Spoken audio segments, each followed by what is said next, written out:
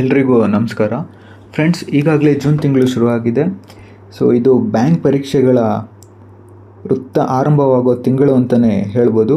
So ಯಾವುದೇ bank ಪರೀಕ್ಷೆಗಳನ್ನ ತಗೊಳ್ಳೋದಕ್ಕೂ ಮುಂಚೆ ನಾವು ಆ ಬ್ಯಾಂಕ್ಗಳ ವಿಧಗಳು ಮತ್ತು ಅದರ ಹಿಂದಿನ ವರ್ಷದ ಖಾಲಿ ಹುದ್ದೆಗಳ ಬಗ್ಗೆ ತಿಳ್ಕೊಳ್ಳೋದು ತುಂಬ ಮುಖ್ಯವಾಗಿದೆ. ಖಾಲಿ ಹುದ್ದೆಗಳ ಬಗ್ಗೆ ತಿಳ್ಕೊಳ್ಳೋದು ತುಂಬ ಮುಖ್ಯವಾಗಿದೆ. ಸೊ ಈ ವಿಡಿಯೋದಲ್ಲಿ ನಾವು ಮೊದಲನೇ ಭಾಗದಲ್ಲಿ ಬ್ಯಾಂಕ್ಗಳ ವಿಧಗಳ ಬಗ್ಗೆ ನೋಡೋಣ. ಸೊ ಎರಡನೇ ಭಾಗದಲ್ಲಿ ಖಾಲಿ ಇರುವ ಹುದ್ದೆಗಳ ಅಂದರೆ 2023 ಕಳೆದ ವರ್ಷ ಖಾಲಿ ಇದ್ದ ಹುದ್ದೆಗಳ ಸಂಖ್ಯೆಗಳ ಬಗ್ಗೆ ನೋಡೋಣ. ನಮಗೆಲ್ಲ ಗೊತ್ತಿರೋ ಹಾಗೆ ಭಾರತದಲ್ಲಿ ಬ್ಯಾಂಕ್ಗಳ ಬ್ಯಾಂಕ್ ಅಂತ ನಾವು ಕರೆಯೋದು ಭಾರತೀಯ ರಿಸರ್ವ್ ಬ್ಯಾಂಕ್ನ. ಸೊ ಭಾರತೀಯ ರಿಸರ್ವ್ ಬ್ಯಾಂಕ್ನ ನಾವು ಬ್ಯಾಂಕರ್ಸ್ ಬ್ಯಾಂಕ್ ಅಂತ ಹೇಳಿ ಕರಿತೀವಿ. ಭಾರತೀಯ ರಿಸರ್ವ್ ಬ್ಯಾಂಕ್. ಸೊ ಭಾರತೀಯ ರಿಸರ್ವ್ ಬ್ಯಾಂಕ್ ಏನಿದೆ, ಕಾರಣ ಇಷ್ಟೇ, ಭಾರತದಲ್ಲಿರುವ ಬಹುತೇಕ ಬ್ಯಾಂಕ್ಗಳು ಇದರ ಕೆಳಗಡೆನೇ ಬರುತ್ತೆ, ಅಂದರೆ ಇದರ ಗೈಡ್ಲೈನ್ಸ್ ಪ್ರಕಾರನೇ ವರ್ಕ್ ಆಗುತ್ತೆ. ಸೊ ಆದ್ದರಿಂದ ನಾವು RBI ಏನಿದೆ ಇದನ್ನು ಬ್ಯಾಂಕ್ಗಳ ಬ್ಯಾಂಕ್ ಅಂತ ಕರಿತೀವಿ. ಸೊ ಇದರ ಕೆಳಗೆ ಪ್ರಮುಖವಾಗಿ 2 ವರ್ಗಗಳಿವೆ. ಆ 2 ವರ್ಗಗಳು ಯಾವುದ್ಯಾವುದಂದರೆ 2 ವರ್ಗಗಳಿವೆ. ಸೊ ಮೊದಲನೆಯದು ನಿಗದಿತ ಬ್ಯಾಂಕ್. ಎರಡನೆಯದು ಅನಿಗದಿತ ಬ್ಯಾಂಕ್. ಸೊ ಇವೆರಡು ಹೇಗೆ ವರ್ಗ ಆಯಿತು ಅಂದರೆ, ಭಾರತೀಯ ರಿಸರ್ವ್ ಬ್ಯಾಂಕ್ನ RBI ಆ್ಯಕ್ಟ್ 1934 ಏನಿದೆ ಅದರ ಶೆಡ್ಯೂಲ್ 2 ಅಲ್ಲಿ ಯಾವುದ್ಯಾವುದು ಲಿಸ್ಟ್ ಆಗಿದೆ ಆ ಬ್ಯಾಂಕ್ಗಳನ್ನ ನಾವು ನಿಗದಿತ ಬ್ಯಾಂಕ್ ಅಂತ ಹೇಳ್ದೋ. ಸೊ ಯಾವುದ್ಯಾವ ಬ್ಯಾಂಕ್ಗಳು ಲಿಸ್ಟ್ ಆಗಿಲ್ಲ, ಸೊ ಅವುಗಳನ್ನ ಅನಿಗದಿತ ಬ್ಯಾಂಕ್ ಅಂತ ಕರಿತೀವಿ. ಸೊ ನಿಗದಿತ ಬ್ಯಾಂಕ್ಗಳಲ್ಲಿ ಮತ್ತೆ 2 ವರ್ಗಗಳಿವೆ. ಅವುಗಳೆಂದರೆ, ಮೊದಲನೆಯದು ವಾಣಿಜ್ಯ ಬ್ಯಾಂಕ್. ಎರಡನೆಯದು ಸಹಕಾರಿ ಬ್ಯಾಂಕ್ಗಳು.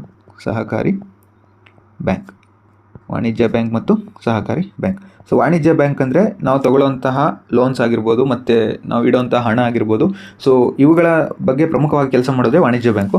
ಸಹಕಾರಿ ಬ್ಯಾಂಕ್ ಬಂದುಬಿಟ್ಟು ಒಂದು ಸಮುದಾಯದಿಂದ ತೆಗೆಯಲ್ಪಟ್ಟ ಬ್ಯಾಂಕೇ ಸಹಕಾರಿ ಬ್ಯಾಂಕ್ ಆಗಿರುತ್ತದೆ. ಮತ್ತು ಈಗ ವಾಣಿಜ್ಯ ಬ್ಯಾಂಕ್ಗಳಲ್ಲಿ ಮತ್ತೆ 4 ವಿಧ ಇದೆ. ಸೊ ಅವುಗಳಂದರೆ ಮತ್ತೆ 4 ವಿಧಗಳಿದೆ ವಾಣಿಜ್ಯ ಬ್ಯಾಂಕಲ್ಲಿ. ಸೊ ಆ 4 ಯಾವುದ್ಯಾವುದಪ್ಪ ಅಂದರೆ, ಮೊದಲನೆಯದು ಸಾರ್ವಜನಿಕ ವಲಯದ ಬ್ಯಾಂಕ್.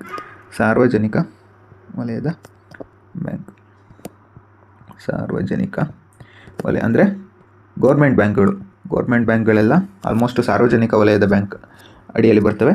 ಎರಡನೆಯದು ಖಾಸಗಿ ವಲಯದ ಬ್ಯಾಂಕ್. ಮೂರನೆಯದು ವಿದೇಶಿ ವಲಯದ ಬ್ಯಾಂಕ್. ಕೊನೆಯದು ಪ್ರಾದೇಶಿಕ ಗ್ರಾಮೀಣ ಬ್ಯಾಂಕ್. ಸೊ ಈ 4 ಕೂಡ ವಾಣಿಜ್ಯ ಬ್ಯಾಂಕುಗಳ ವಿಧಗಳು: ಸಾರ್ವಜನಿಕ ವಲಯದ ಬ್ಯಾಂಕ್, ಖಾಸಗಿ ವಲಯದ ಬ್ಯಾಂಕ್, ವಿದೇಶಿ ವಲಯದ ಬ್ಯಾಂಕ್, ಪ್ರಾದೇಶಿಕ ಗ್ರಾಮೀಣ ಬ್ಯಾಂಕ್. ಸೊ ಇದಿಷ್ಟು ನಮ್ಮ ದೇಶದ ಬ್ಯಾಂಕ್ಗಳ ವಿಧ. ಮೊದಲನೆಯದಾಗಿ ಭಾರತೀಯ ರಿಸರ್ವ್ ಬ್ಯಾಂಕ್ ಬರ್ತದೆ. ಅದರ ಅಡಿಯಲ್ಲಿ ನಿಗದಿತ ಬ್ಯಾಂಕ್ ಮತ್ತು ಅನಿಗದಿತ ಬ್ಯಾಂಕ್. ಮತ್ತು ನಿಗದಿತ ಬ್ಯಾಂಕ್ನ 2 ಭಾಗಗಳಾಗಿ ವಿಂಗಡಿಸಲಾಗಿದೆ. ಒಂದು ವಾಣಿಜ್ಯ ಬ್ಯಾಂಕ್, ಇನ್ನೊಂದು ಸಹಕಾರಿ ಬ್ಯಾಂಕ್. ಮತ್ತು ವಾಣಿಜ್ಯ ಬ್ಯಾಂಕಲ್ಲಿ 4 ಭಾಗಗಳು ಬರ್ತವೆ. ಒಂದು ಸಾರ್ವಜನಿಕ ವಲಯದ ಬ್ಯಾಂಕ್, ಇನ್ನೊಂದು ಖಾಸಗಿ ವಲಯದ ಬ್ಯಾಂಕ್, ಮತ್ತೊಂದು ವಿದೇಶಿ ವಲಯದ ಬ್ಯಾಂಕ್, ಕೊನೆಯದಾಗಿ ಪ್ರಾದೇಶಿಕ ವಲಯದ ಬ್ಯಾಂಕ್. ಸೊ ಈಗ ಉದಾಹರಣೆಗಳನ್ನು ನೋಡೋಣ. ಈ ಬ್ಯಾಂಕ್ಗಳ ಉದಾಹರಣೆಗಳು: ಮೊದಲನೆಯದಾಗಿ ಸಾರ್ವಜನಿಕ ವಲಯದ ಬ್ಯಾಂಕ್ ಅಂದರೆ ಗೌರ್ಮೆಂಟ್ ಬ್ಯಾಂಕ್ಸ್. ಸೊ ಈ ಸಾರ್ವಜನಿಕ ವಲಯದ ಬ್ಯಾಂಕ್ಗಳಲ್ಲಿ 12 ಬ್ಯಾಂಕ್ಗಳು ಬರ್ತದೆ. 12 ಬ್ಯಾಂಕ್ ಯಾವುದ್ಯಾವುದಪ್ಪ ಅಂದರೆ, ಮೊದಲನೇದು ಬ್ಯಾಂಕ್ ಆಫ್ ಬರೋಡಾ, ಎರಡನೆಯದು ಬ್ಯಾಂಕ್ ಆಫ್ ಇಂಡಿಯಾ, ಮೂರನೆಯದು ಬ್ಯಾಂಕ್ ಆಫ್ ಮಹಾರಾಷ್ಟ್ರ, ನಾಲ್ಕನೆಯದು bank of Maharashtra, Canara bank, ಐದನೇದು ಸೆಂಟ್ರಲ್ ಬ್ಯಾಂಕ್ ಆಫ್ ಇಂಡಿಯಾ, ಆರನೇದು ಇಂಡಿಯನ್ ಬ್ಯಾಂಕ್, ಮತ್ತು ಏಳನೇದು ಇಂಡಿಯನ್ ಓವರ್ಸೀಸ್ ಬ್ಯಾಂಕ್, ಎಂಟನೇದು ಪಂಜಾಬ್ ಆ್ಯಂಡ್ ಸಿಂಧ್ ಬ್ಯಾಂಕ್, ಒಂಬತ್ತನೇದು ಪಂಜಾಬ್ ನ್ಯಾಷನಲ್ ಬ್ಯಾಂಕ್. ಸೊ ಇವೆರಡು ಇದ್ದಾವೆ, ಪಂಜಾಬ್ ಆ್ಯಂಡ್ ಸಿಂಧ್ ಬ್ಯಾಂಕ್ ಬೇರೆ, ಪಂಜಾಬ್ ನ್ಯಾಷನಲ್ ಬ್ಯಾಂಕ್ ಬೇರೆ. ಹತ್ತನೇದು UCO ಬ್ಯಾಂಕ್, 11ನೇದು union bank of India. So ಕೊನೆಯದು ಅಂದರೆ 12ನೇದು state bank of India. So ಈ 12 ಬ್ಯಾಂಕ್ಗಳು ಸಾರ್ವಜನಿಕ ವಲಯದ ಬ್ಯಾಂಕ್ಗಳಾಗಿವೆ. ಮುಂದಿನದು ಖಾಸಗಿ ವಲಯದ ಬ್ಯಾಂಕು. ಖಾಸಗಿ ವಲಯದ ಬ್ಯಾಂಕ್ಗಳಿಗೆ ಉದಾಹರಣೆ ಕೊಡೋದಾದರೆ ಮೊದಲನೆಯದು ಕರ್ನಾಟಕ ಬ್ಯಾಂಕ್ ಆಗಿರ್ಬೋದು, ಕರ್ನಾಟಕ ಬ್ಯಾಂಕು. ಮತ್ತು ಆಕ್ಸಿಸ್ ಬ್ಯಾಂಕ್ ಆಗಿರ್ಬೋದು, ಮತ್ತು ವಿಜಯ ಬ್ಯಾಂಕ್ ಆಗಿರ್ಬೋದು, ವಿಜಯ ಬ್ಯಾಂಕ್. ಸೊ ಈ ಬ್ಯಾಂಕ್ಗಳೆಲ್ಲ ಖಾಸಗಿ ವಲಯದ ಬ್ಯಾಂಕ್ಗಳು. ಇನ್ನೂ ಹಲವಾರಿದ್ದಾವೆ. ನೆಕ್ಸ್ಟ್ ವಿದೇಶಿ ವಲಯದ ಬ್ಯಾಂಕ್ಗಳ ಉದಾಹರಣೆ HSBC ಬ್ಯಾಂಕ್ ಇರ್ಬೋದು, HSBC ಬ್ಯಾಂಕು, ಮತ್ತು DBS ಬ್ಯಾಂಕು. ಸೊ ಇವೆಲ್ಲ ವಿದೇಶಿ ವಲಯದ ಬ್ಯಾಂಕ್ಗಳು. ಪ್ರಾದೇಶಿಕ ಗ್ರಾಮೀಣ ಬ್ಯಾಂಕ್ಗಳು ನಮ್ಮ ಕರ್ನಾಟಕದಲ್ಲಿ ಎರಡಿದ್ದಾವೆ. ಒಂದು ಕಾವೇರಿ ಗ್ರಾಮೀಣ ಬ್ಯಾಂಕ್ ಅಥವಾ ಕರ್ನಾಟಕ ಗ್ರಾಮೀಣ ಬ್ಯಾಂಕ್, ಇನ್ನೊಂದು ಕರ್ನಾಟಕ ವಿಕಸಿತ ಗ್ರಾಮೀಣ ಬ್ಯಾಂಕ್. ಸೊ ಈ ಎರಡು ಪ್ರಾದೇಶಿಕ ಗ್ರಾಮೀಣ ಬ್ಯಾಂಕು ನಮ್ಮ ಕರ್ನಾಟಕದಲ್ಲಿ ಇರುವಂಥದ್ದು. ಸೊ ಫ್ರೆಂಡ್ಸ್, ಇದು ಬ್ಯಾಂಕ್ನ ವಿಧಗಳು. ಅಂದರೆ ಭಾರತೀಯ ರಿಸರ್ವ್ ಬ್ಯಾಂಕ್ ಬರುತ್ತೆ ಸ್ಟಾರ್ಟಿಂಗು, ಅದರ ಕೆಳಗಡೆ ನಿಗದಿತ ಬ್ಯಾಂಕ್ಗಳು ಮತ್ತು ಅನಿಗದಿತ ಬ್ಯಾಂಕು. ಮತ್ತು ನಿಗದಿತ ಬ್ಯಾಂಕ್ನಲ್ಲಿ ಎರಡು ವಿಧ, ಒಂದು ವಾಣಿಜ್ಯ ಬ್ಯಾಂಕು, ಇನ್ನೊಂದು ಸಹಕಾರಿ ಬ್ಯಾಂಕು. ಮತ್ತು ವಾಣಿಜ್ಯ ಬ್ಯಾಂಕಲ್ಲಿ 4 ವಿಧ, ಒಂದು ಸಾರ್ವಜನಿಕ ವಲಯದ ಬ್ಯಾಂಕು, ಎರಡನೇದು ಖಾಸಗಿ ವಲಯದ ಬ್ಯಾಂಕ್, ಮೂರನೇದು ವಿದೇಶಿ ವಲಯದ ಬ್ಯಾಂಕ್, ನಾಲ್ಕನೇದು ಪ್ರಾದೇಶಿಕ ಗ್ರಾಮೀಣ ಬ್ಯಾಂಕ್. ಸೊ ಇವಾಗ ನಾವು ಬ್ಯಾಂಕ್ನ ವಿಧಗಳನ್ನ ಮುಗಿಸಿದ್ವಿ.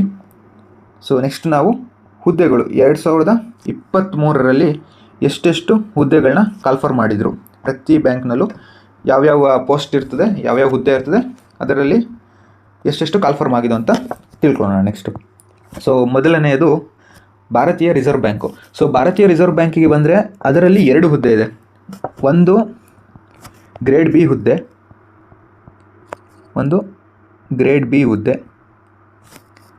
Grade B. ಎರಡನೇದು ಸಹಾಯಕ ಹುದ್ದೆ. ಒಂದು ಗ್ರೇಡ್ ಬಿ, ಇನ್ನೊಂದು ಸಹಾಯಕ ಹುದ್ದೆ.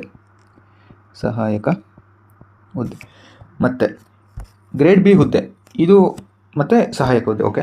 ನೆಕ್ಸ್ಟು ಸಾರ್ವಜನಿಕ ವಲಯದ ಬ್ಯಾಂಕಿಗೆ ಬಂದರೆ ಇದರಲ್ಲಿ ಸಾರ್ವಜನಿಕ ವಲಯದ ಬ್ಯಾಂಕ್ನಲ್ಲೂ ಸೇಮು. ಬಟ್ ಇದರಲ್ಲಿ ಏನಾಗುತ್ತೆ ಅಂದರೆ ಈ 11 ಬ್ಯಾಂಕ್ಗಳೇನಿದೆ, ಈ 11 ಬ್ಯಾಂಕ್ಗಳಿಗೆ PO ಹುದ್ದೆ, ಅಂದರೆ ಪ್ರೊಬೇಷನರಿ ಆಫೀಸರ್ ಅಂತ ಏನು ಹೇಳ್ತೀವಿ ಆ ಹುದ್ದೆ, ಮತ್ತು ಕ್ಲರ್ಕ್ ಹುದ್ದೆ ಇತ್ತು. ಮತ್ತು ಇದನ್ನು SBI ಏನಿದೆ ಇದಕ್ಕೆ ಮತ್ತೆ ಸಪ್ರೇಟಾಗಿ 2 ಹುದ್ದೆಗಳ ಕಾಲ್ಫರ್ಮ್ ಆಗ್ತದೆ. ಒಂದು SBI PO, ಇನ್ನೊಂದು SBI ಜೂನಿಯರ್ ಅಸೋಸಿಯೇಟ್ಸ್. ಸೊ ಇದರಲ್ಲಿ 2 ಹುದ್ದೆಗಳು.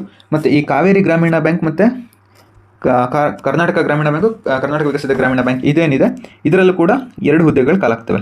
ಒಂದು ಆಫೀಸ್ ಅಸಿಸ್ಟೆಂಟ್ ಅಥವಾ ಕ್ಲರ್ಕ್, ಇನ್ನೊಂದು PO ಅಥವಾ ಆಫೀಸರ್ಸ್ ಸ್ಕೇಲ್. ಸೊ ಈ 2 ಹುದ್ದೆಗಳು ಇದರಲ್ಲಿ ಕಾಲಾಗ್ತವೆ. ಸೊ ಇದಿಷ್ಟು ಇಂಪಾರ್ಟೆಂಟ್ ಹುದ್ದೆಗಳು. ಅಂದರೆ ಇನ್ನೂ ತುಂಬ ಕಾಲಾಗ್ತವೆ. ಈಗ ಕರ್ನಾಟಕ ಬ್ಯಾಂಕ್ ಅವರು ಅವ್ರದ್ದೇ ಆದಂಥ ಎಕ್ಸಾಮ್ ಮಾಡ್ತಾರೆ, ವಿಜಯ ಬ್ಯಾಂಕ್ ಅವರು ಅವ್ರದ್ದೇ ಆದಂಥ ಎಕ್ಸಾಮ್ ಮಾಡ್ತಾರೆ. ಅದಲ್ಲದೆ ಇವಿಷ್ಟು ರೆಗ್ಯುಲರ್ ಆಗಿ ಕಾಲಾಗುವ ಹುದ್ದೆಗಳು. ಸೊ ಈಗ 2023ರಲ್ಲಿ ಹುದ್ದೆಗಳ ಸಂಖ್ಯೆಗಳನ್ನ ನೋಡೋಣ ನಾವು. ಸೊ ಹುದ್ದೆಗಳ ಸಂಖ್ಯೆ ಬಂದು ಗ್ರೇಡ್ ಬಿ ಹುದ್ದೆಗಳು 222. ನೆಕ್ಸ್ಟು ಸಹಾಯಕ ಹುದ್ದೆಗಳು ಬಂದು 58. ಇದಿಷ್ಟು RBI ಆಯಿತು. ಮುಂದಿನದು ಸಾರ್ವಜನಿಕ ವಲಯ ಬ್ಯಾಂಕಲ್ಲಿ PO ಹುದ್ದೆಗಳು ಎಷ್ಟಿದ್ದು ಅಂದರೆ ಈ PO ಹುದ್ದೆಗಳು ಸಾರ್ವಜನಿಕ ವಲಯದ ಬ್ಯಾಂಕಲ್ಲಿ 5510 ಹುದ್ದೆಗಳು. ಓಕೆನಾ. ನೆಕ್ಸ್ಟು ಕ್ಲರಿಕಲ್ ಪೋಸ್ಟು ಎಷ್ಟಿತ್ತಂದರೆ ಕ್ಲರಿಕಲ್ ಪೋಸ್ಟ್ ಬಂದು ನಮಗೆ 253.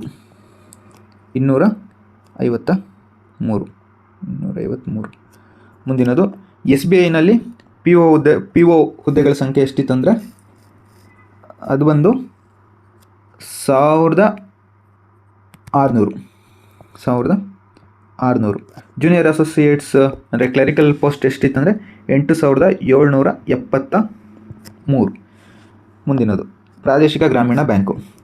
ಇದರಲ್ಲಿ ಆಫೀಸ್ ಅಸಿಸ್ಟೆಂಟ್ ಅಂದರೆ ಕ್ಲರಿಕಲ್ ಪೋಸ್ಟ್ ಎಷ್ಟಿತ್ತಂದರೆ 450. ನೆಕ್ಸ್ಟು ಆಫೀಸರ್ಸ್, ಪ್ರೊಬೇಷನರಿ ಆಫೀಸರ್ಸ್ ಹುದ್ದೆಗಳ ಸಂಖ್ಯೆ ಎಷ್ಟಿತ್ತಂದರೆ 350. ಫ್ರೆಂಡ್ಸ್, ನೀವು ಗಮನಿಸ್ಬೋದು, ನಾನು ಒಂದು ವೈಟ್ ಇಂಕಲ್ಲಿ ಬರ್ತಿದ್ದೀನಿ, ಇನ್ನೊಂದನ್ನ ಪಿಂಕಲ್ಲಿ ಬರ್ತಿದ್ದೀನಿ. ಸೊ ಇದೆಲ್ಲ ಪಿಂಕು. ಅಂದರೆ ವೈಟ್ ಇಂಕಲ್ಲಿ ಏನು ಬರ್ತಿದ್ದೀನಿ ಅಂದರೆ ವೈಟಲ್ಲಿ ಏನು ಬರ್ತಿದ್ದೀನಿ, ಅದರ ಅರ್ಥ ಏನಂದರೆ ವೈಟ್ ಇಂಕಲ್ ಏನಿದೆ ಅದು all over India vacancy. So all over India vacancy. So ಭಾರತದ ವೇಕೆನ್ಸಿ ವೈಟ್ ಇಂಕಲ್ ಬರ್ತಿರೋದು. ನಂತರ ಪಿಂಕ್ ಇಂಕಲ್ ಏನು ಬರ್ತಿದ್ದೀನಿ, ಪಿಂಕ್ ಇಂಕಲ್ ಬರ್ತಿರೋದು ಕರ್ನಾಟಕದ ವೇಕೆನ್ಸಿ. ಪಿಂಕ್ ಇಂಕಲ್ ಬರ್ತಿರೋದು ಕರ್ನಾಟಕದ ವೇಕೆನ್ಸಿ. ಸೊ ನಾವೀಗ ಎರಡನ್ನ ಒಟ್ಟುಗೂಡಿಸೋಣ, ಲೆಕ್ಕ ಹಾಕೋಣ. ಸೊ ಭಾರತದ ವೇಕೆನ್ಸಿ ಬಂದು ಇಲ್ಲಿ 222, ಇಲ್ಲಿ 222, ಮತ್ತು ಇಲ್ಲಿ 5510, ಮತ್ತು ಇಲ್ಲಿ 1600, 8773. ಸೊ ಇದಿಷ್ಟು ಭಾರತದಾದ್ಯಂತ ಇರುವ ವೇಕೆನ್ಸಿಗಳು. ಎಷ್ಟೆಷ್ಟು? 222, 5510, ಮತ್ತು ಅದಾದ ನಂತರ 5510 ಮತ್ತು 1600 ಮತ್ತು 8773. ಸೊ ಕೂಡಿಸೋಣ. ಒಟ್ಟಿಗೆ ಕೂಡಿಸಿದ್ರೆ 2 3 5 10 0 1 ದಶಕ 3 5 8 8 6 14 7 21 2 ದಶಕ 2 5 7 8 8 8 16.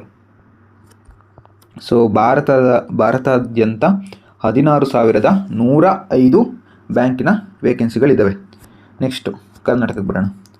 ಕರ್ನಾಟಕದಾದ್ಯಂತ ಎಷ್ಟಿದೆ ಅಂತ ನೋಡೋಣ. ಸೊ ಕರ್ನಾಟಕಕ್ಕೆ ಬಂದರೆ ಎಷ್ಟಿದೆ ಕರ್ನಾಟಕದ್ದು? ಇಲ್ಲಿ 450, 350, ಮತ್ತು ಇಲ್ಲಿ 273, ನಂತರ ಇಲ್ಲಿ 58. ಸೊ ನೋಡೋಣ ಕರ್ನಾಟಕದಾದ್ಯಂತ ಎಷ್ಟಾಗುತ್ತೆ ಅಂತ. ಸೊ 58 ಮತ್ತು 253 ಮತ್ತು 450 ಮತ್ತು 350. ಸೊ 8 3 11 21 1 3 3 6 21 2 2 4 4 11.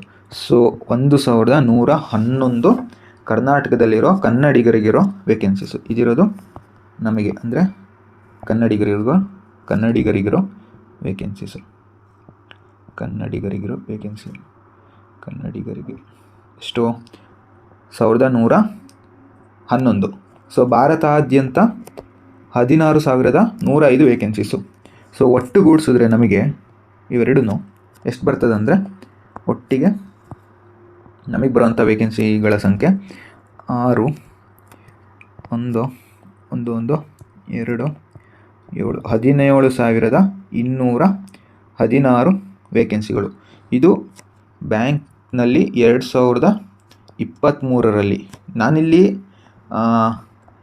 ಖಾಸಗಿ ವಲಯದ ಬ್ಯಾಂಕು ಮತ್ತು ಇನ್ನು ಕೋಆಪರೇಟಿವ್ಸ್ ಏನೇನಿದೆ, ಸಹಕಾರಿ ಬ್ಯಾಂಕ್ಗಳು, ಇವನ್ನೆಲ್ಲ ನಾನು ಲೆಕ್ಕಕ್ಕೆ ತಗೊಂಡಿಲ್ಲ. ಸೊ ಇವುಗಳನ್ನೆಲ್ಲ ಲೆಕ್ಕಕ್ಕೆ ತಗೊಳ್ದೇ ನಮಗೆ ಸಿಕ್ಕಿರುವಂಥ ವೇಕೆನ್ಸಿಗಳ ಸಂಖ್ಯೆ 17,216. ಇಷ್ಟು ಹುದ್ದೆಗಳಿಗೆ ಬ್ಯಾಂಕು ಕಾಲ್ ಮಾಡಿದೆ 2023ರಲ್ಲಿ. ಆ್ಯಂಡ್ ನಿಮ್ಮ ಪ್ರೆಸೆನ್ಸ್ ಆಫ್ ಮೈಂಡ್ನ ಚೆಕ್ ಮಾಡಲಿಕ್ಕೆ ನಾನು 2 ಮಿಸ್ಟೇಕ್ಗಳನ್ನ ಮಾಡಿದೆ. ಒಂದು ಗ್ರಾಮೀಣ, ಮತ್ತೊಂದು ಸಹಾಯಕ. ಐ ಥಿಂಕ್ ನೀವಿದನ್ನ ಗಮನಿಸಿರ್ತೀರ ಅಂತ ಅಂದ್ಕೊಳ್ತೀನಿ. ಸೊ ಫ್ರೆಂಡ್ಸ್, ಇದಿಷ್ಟು ಇವತ್ತಿನ ವಿಷಯ. ಐ ಹೋಪ್ ನಿಮಗೆಲ್ಲ ರೀಚ್ ಆಗಿದೆ. ನಾನೇನು ಹೇಳೋಕ್ಕೆ ಬಯಸಿದ್ದೀನಿ ಅದು ನಿಮಗೆ ಕನ್ವೆ ಆಗಿದೆ ಅಂತ ಅಂದ್ಕೊಳ್ತೀನಿ. ಸೊ ಈ ವಿಡಿಯೋ ಮಾಹಿತಿಯುಕ್ತವಾಗಿದೆ ಅಂತ ನಾನು ಭಾವಿಸ್ತೀನಿ. ಸೊ ನಿಮಗೆ ಇದರಿಂದ ಮಾಹಿತಿ ಸಿಕ್ಕಿದ್ರೆ ನಿಮ್ಮ ಫ್ರೆಂಡ್ಸ್ಗೆ ಶೇರ್ ಮಾಡಿ ಮತ್ತು ವಿಡಿಯೋನ ಲೈಕ್ ಮಾಡಿ. ಸೊ ಇಷ್ಟು ಹೊತ್ತು ನಿಮ್ಮ ಸಮಯನ ಹೂಡಿಕೆ ಮಾಡಿ ತಾಳ್ಮೆಯಿಂದ ಕೇಳಿದ್ದಕ್ಕೆ ಧನ್ಯವಾದಗಳು. ಮತ್ತೆ ಸಿಗೋಣ.